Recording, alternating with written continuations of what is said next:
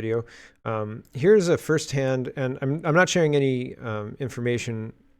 private information from this. I got an email the other day talking about what's going on in the Shuswap. And so here we go. This person says, I lost my house on August 18th in Celestia, BC, north shore of the Shuswap.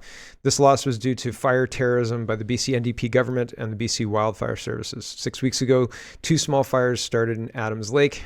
BCWS let them continually burn. August 17, BCWS did backburns right before a windstorm that BCWS warned us about. By August 18, they had created a firestorm that took out countless houses.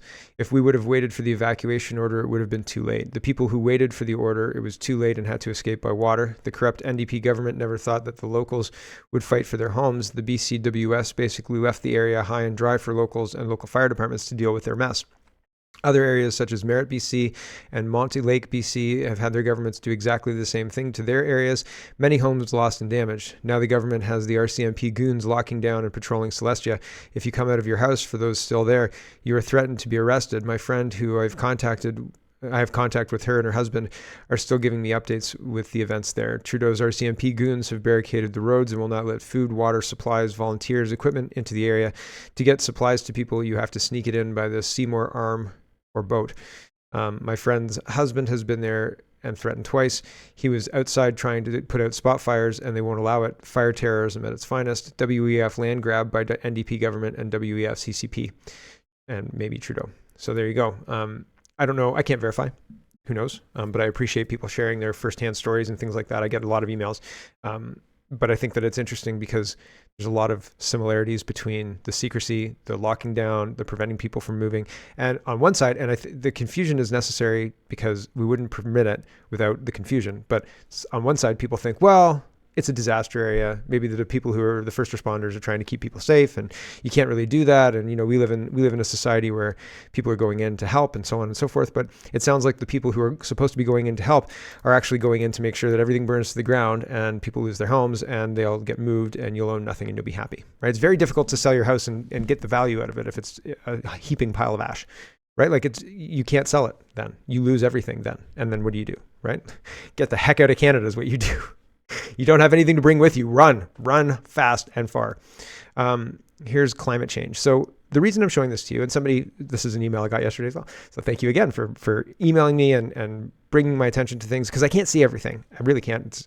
Yesterday I felt like I was really limited in what I saw, but we're going to have an easily an hour-long show today, so don't worry. But still, I feel like I miss stories, and I'm sure I do miss stories. So make sure that you're checking other sources, etc. But this was interesting. I hadn't heard of Greg Venza.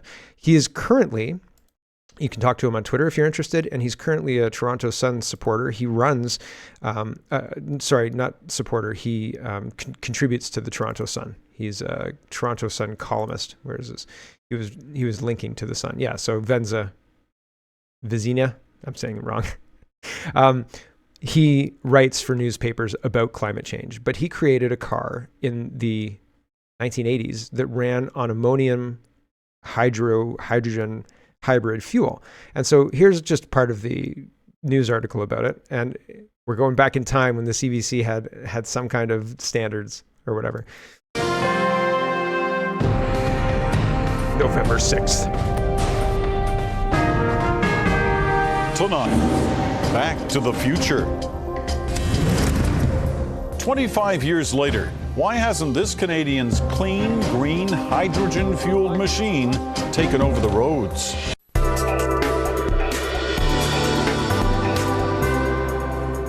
Drive a hybrid? Think you're pretty smart? Well, your vehicle may be fuel efficient, but ahead of the curve? Sorry.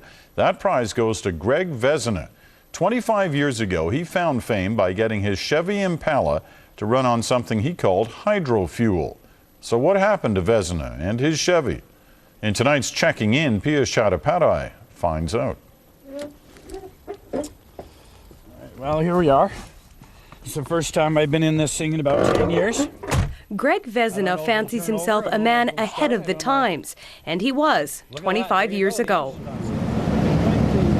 He retrofitted his 1981 Chevy Impala into a car for the future, fueled by what Vezina named hydrofuel, essentially ammonia, which is a mix of hydrogen with a little nitrogen. The exhaust was clean, and it was cheaper to run his car on hydrofuel than on gasoline.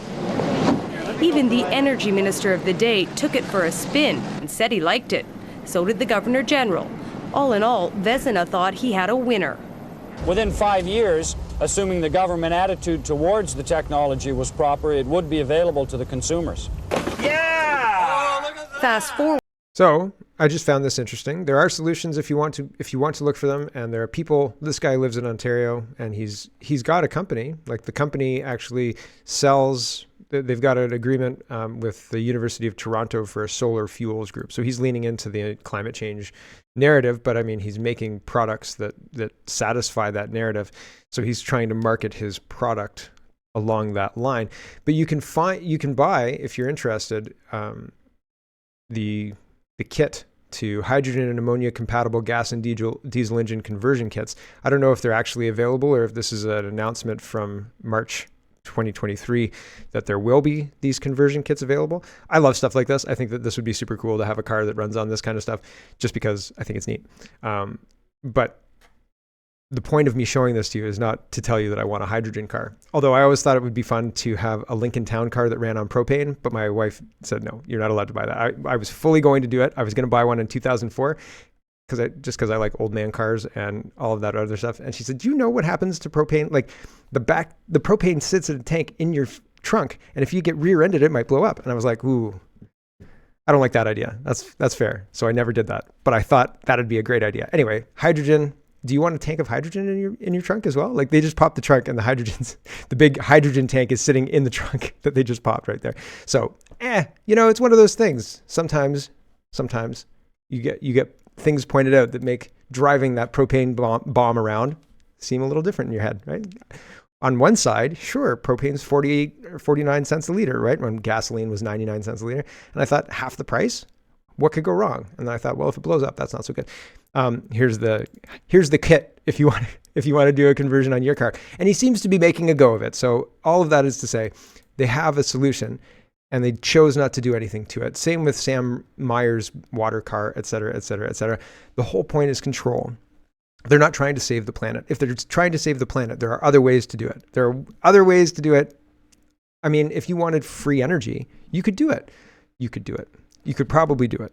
But the problem is, the powers that be understand that controlling energy controls people, just like controlling food production and controlling food prices to a degree controls people. But it's about control. It's not about making things sustainable for our children and our grandchildren. And that's the unfortunate truth.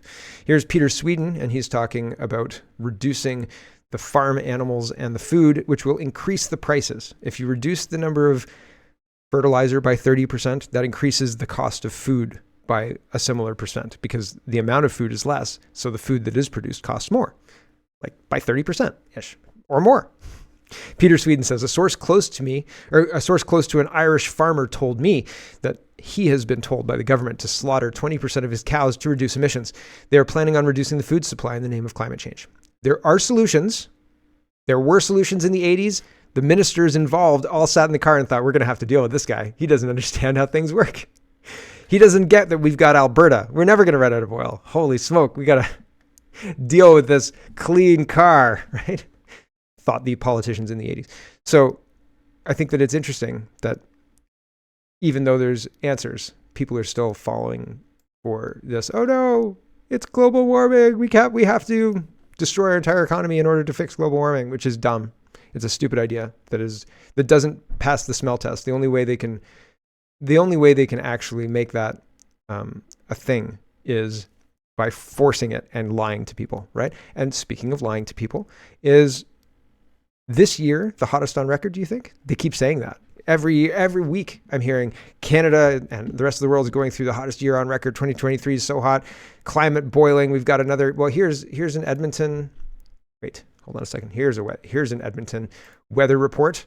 Here it is. Talking about how there's CTV Edmonton says hot temperatures are expected to last into the coming weeks, or the coming week. The city of Edmonton has activated its extreme weather response. And so Andy Lee says Clown World, and she took a screenshot of her weather app, which says today supposed to be a high of 27. It's August, by the way. It's supposed to be hot. Monday 29, Tuesday 31, Wednesday 27, Thursday 25, Friday 23, Saturday 23. Climate emergency! Climate emergency! Here's Steve, and he says more than 75% of the way through the month of August 2023, and it's 0.3 degrees Fahrenheit cooler than August 1983. If every emission warms the planet, how can that be after 40 years of emissions? So, if 2023 is cooler at all than any previous year, the emissions thing is bullshit. Period. There's no other evidence needed. It's bunk. It is just bunk. So this carbon tax, which doesn't do anything to reduce emissions, which maybe this ammonia thing would, right? This ammonia engine, it might. Carbon tax does nothing. The government is willing to take your money to do nothing, but they're not willing to invest in ammonia engines because Alberta, probably. Right here is 57 seconds. Pierre Poilievre is interviewing this farmer. The farmer is asked, how much is it that this carbon tax costs you? And he says, this tractor right here costs $60 an hour more per hour to run than it did before. And so they do the math on the fly. I'll just play the whole clip. It's pretty good. Here we go. Look at this. Come on over here, Alex. Carbon tax. How much is it costing you per hour to run this guy? $60 more since July 1st. $60 more. An hour per hour since July 1st. Per hour to run hour. one of these things. Right. And then, so how much are you going to how much will your farm operation pay in extra carbon tax? I have no idea what can stop. I know it's 1,000. Right. This spring we burned 13,000 liters of fuel. Yeah. Just putting the crop in the ground. Yeah. So 13,000 liters, fuel's up 30, 40 cents say a liter. You do the math. 5,200 just for putting the crop in the ground. The Trudeau tax is a tax on food. You tax the farmer who makes the food and the trucker who ships the food. You tax all who buy the food. I'll axe the tax to bring home lower prices. What do you think? Exactly. What's got to happen? That common sense. So he says he's going to axe the tax, but he's not going to stop anything to do with immigration. He's not going to stop the problems, right? He's going to axe the tax to make living here more palatable for the people who are being replaced. Here's Andy Lee's tweet. Here's Justin Trudeau, interestingly enough, meeting with the mayor of Edmonton on August 26th, right? Just before they activate this ridiculous climate weather emergency thing. He says, I just sat down with my good friend, Mayor of Edmonton today. We spoke about the housing challenges people are facing, about the importance of advancing reconciliation, and about our commitment to making progress on all of the issues that matter to Edmontonians. Yeah, sure. Right. I don't believe Justin Trudeau or the mayor of Edmonton. Here's Balaclava, and he says, help is on the way from the government to make already ridiculous high food prices, checks notes, higher? Surely grocers won't pass this additional cost on to the consumers, right? So CBC is reporting supermarkets are being asked to cut out plastic waste. What that would look like? What that would look like is increased cost to the person purchasing the goods, because that's kind of how that works, right? Corey Morgan is pointing out that in addition to raising taxes, in addition to saddling Canadians with carbon taxes that don't actually work, and with increasing prices of food for the farmers and for the truckers and for the actual operation of the grocery store, consumers like you and me are dealing with increased prices to deal with all of those costs. And that's on the front end. So like when you get paid, you have to pay to live. And so that's a tax on that part of your time, right? And your life. So your money's getting taxed at your employer. You take it out to the store, it's getting taxed there. You come home, it's getting taxed there. Yeah, now they want to do that too. Corey Morgan is making the case they want to tax absolutely everything. And the way they'll do it is through death tax. So once you die, then they're going to take the capital gains from your house and tax that. Half, maybe all of it. Just take it all. Liberals commissioned 2 studies on how to impose a home equity tax. CRA now asks about home equity on returns. Liberals invite home equity tax advocate to speak at their caucus retreat. Oh, we're talking about housing and how we can extract more money from Canadians' houses. With so much smoke, there's clearly a fire. Trudeau wants a bite out of your home equity. Yeah, Trudeau wants a bite out of everything. It's ridiculous. Corey Morgan again says the government keeps giving hundreds of thousands of dollars to activist Paul Hershaw to study implementing a home equity tax on primary households. Then they had him present it to their cabinet retreat. The Liberals want to tax your home equity. Pretty crazy stuff. Pretty wild, man. Here is Lion Advocacy, and he's sharing this Wall Street Silver clip. This is a minute-long clip of a woman who says she's leaving Canada. She's been here a long time, and she tried to stay, but it is too difficult, and the country's gone to shit anyway, so I'm getting out of here, she says. Here we go. So big news. It's official. I am leaving Canada in 2 months. I was actually really excited. My house is sold and everything's packed, and man, I fought to stay here so bad. But I just cannot find the care my kid needs, and it's just too hard. It's too hard to be here. I'm just struggling in every area, and the government, everything's gone downhill, and this is not the Canada I moved to. And I've spent more than half my life here, 23 years, and I've been so in it that now that it's final, I just realized how sad I am. And I hate that I'm being forced to do this. And I'm leaving so many pieces of my heart here. Maybe one day we can come back, but man, I'm so sad that Canada is like this. So big news. Yeah, me too. It's one of those things, man. How do you deal with that? But here's a great example of it's not just necessarily the financial aspect of things. It's not just the grooming that's going on in schools. It's not just the waits on the healthcare and the terrible way they treated the healthcare workers who were unvaccinated. It's not just the divisive politics being used by Justin Trudeau to divide Canadians, the wedge issues that they use between vaxxed and unvaxxed people. It's not just all that. The petty crap. Like, Canadians used to be nice, and I used the anecdote the other day that I've been out in situations where people dropped coins or a coin purse or something like that on the way in or out of a grocery store, and elderly people will crouch on the ground to help you pick up your change, right? It's just, Canadians are nice, are really, really nice. They'll bump into you just to say sorry, like it's a weird thing that we do, but we do it, and we're like, oh, super sorry about that, have a good day, see you later. Canadians are nice. They used to be nice, and now we have been poisoned by this victimhood mentality and this idea that for some reason somebody owes us something, and the politicians have become mean. I had a politician, I ran in Guelph, multiple reasons, multiple things, school board trustee, et cetera, federal candidates and things like that. And I had people try and imply that I was a bad person for representing these values, et cetera, calling me anti-vaxxer or all racist, all sorts of things like that. And that's done damage to Canada. It doesn't feel like the country we used to be, because it used to be if somebody was being a petty little asshole, excuse my French, somebody would say something. Somebody would say, hey, stop being an a-hole. And not stop being an a-hole, you're a Nazi. Stop being an a-hole, you're racist. Stop being an a-hole, you're a terrible person that deserves to die. They didn't say that. They were just saying, hey, stop being an a-hole. Like, we're not like that here. We're sorry that you're having a bad day, but we're not like that here. Stop doing that. It used to be like that. Now it's, yeah, he's right. Stop being an a-hole, you Nazi. Right? It's like, whoa, holy cow. So everybody's lost their ever-loving mind. Case in point, Charlie Angus. Paul Mitchell says, NDP Member of Parliament Charlie Angus said the quiet part out loud. NDP MP Charlie Angus speaking about Sheila Annette Lewis, who died after being refused an organ transplant because she wouldn't take the harmful and ineffective COVID mRNA injections. Sheila died because she preferred to fight for disinformation, anti-vax bullshit, and conspiracy, is what Charlie said. Unless Jagmeet Singh fires Charlie Angus from the NDP caucus, I'm going to assume that the NDP also believes COVID vaccinations should be mandatory for Canadians to receive proper health care, believes that Canadians who refuse the COVID mRNA injection should be discriminated against and denied treatment, believes that Canadians dying from discriminatory healthcare practices targeting the unjabbed deserve to die, believes that it's a good idea to mock those that die after being refused treatment because they basically had it coming. Well, Jagmeet Singh, what's it going to be? Is Charlie Angus representing the true and disgusting beliefs of the NDP in Canada, or are you going to fire him?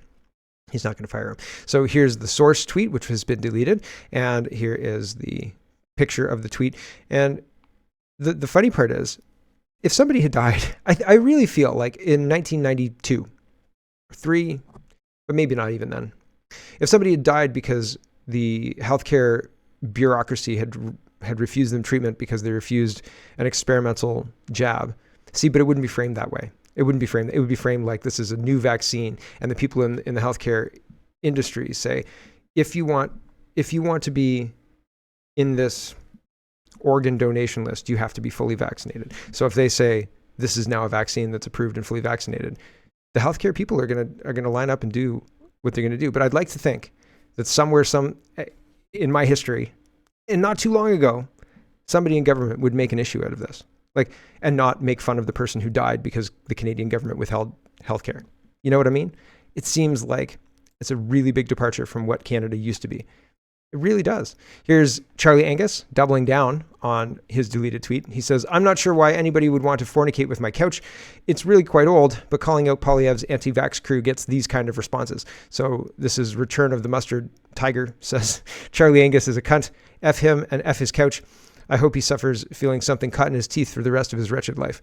And so Charlie Angus is trying to say that, oh no, when I say mean things and I'm terribly awful to Canadians who were let to die by the Canadian government, people don't like it. That's the kind of pushback I get from Poilievre's anti-vax crew. Really? Jordan Peterson responds. He says, you didn't call out Pierre Poilievre. You said a Canadian citizen deserved to die for her political views, and she did die for her political views in Canada. Again, I feel like not too far in my life ago, not too long ago in my life, there would have been people who were upset about that in the political discourse.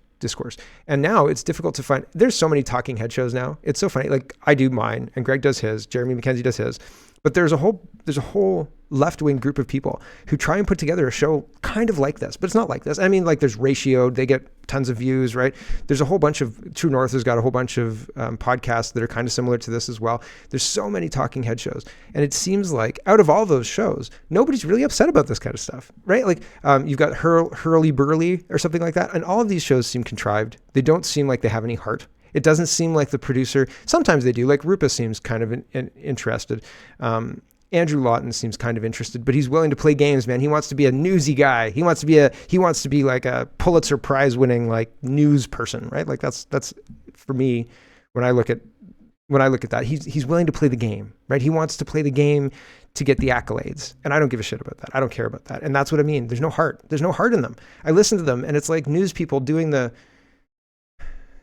show that they're being told to do. So, okay, there's a difference. Like if you have a website and you love the content and you write the content every day and you're like, blah, blah, blah, blah, blah. And then you put all of your blood, sweat and tears into the website. Like people can tell, right?